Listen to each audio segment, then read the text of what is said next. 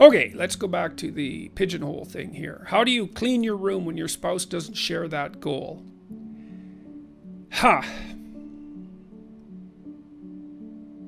Well, that's another one of those questions that's really hard to answer because I don't have the details, you know. How do you clean your room? What goals does your spouse have? That's the first thing. I mean, is there some commonality? I mean, it might be. Maybe your spouse is much more disorderly than you, or less conscientious, or irritated at you for all sorts of reasons. You know, the first thing you could do is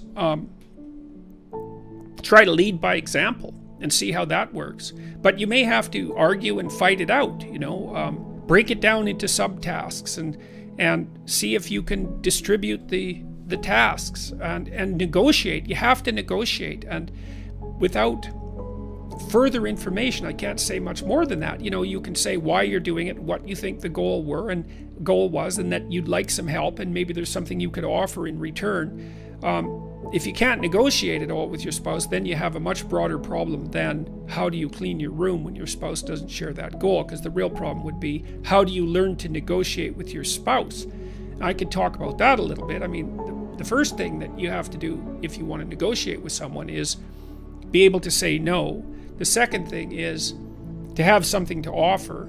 The third thing is to find out what they want and to know what you want, you know, because often people, especially with people that love them, they say, well, if you really loved me, then you'd know what I want. It's like, no, that's just wrong. The person that you are in love with or that living with isn't any smarter than you. And so you pretty much always have to tell people straight out what you want.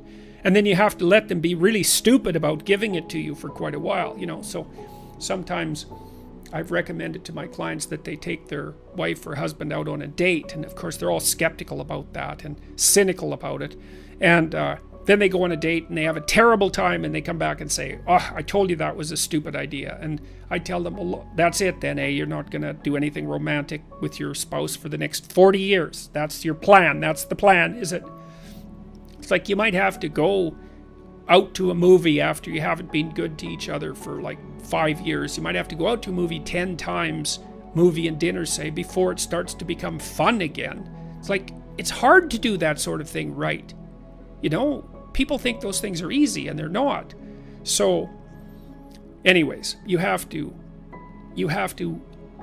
learn to negotiate with your spouse.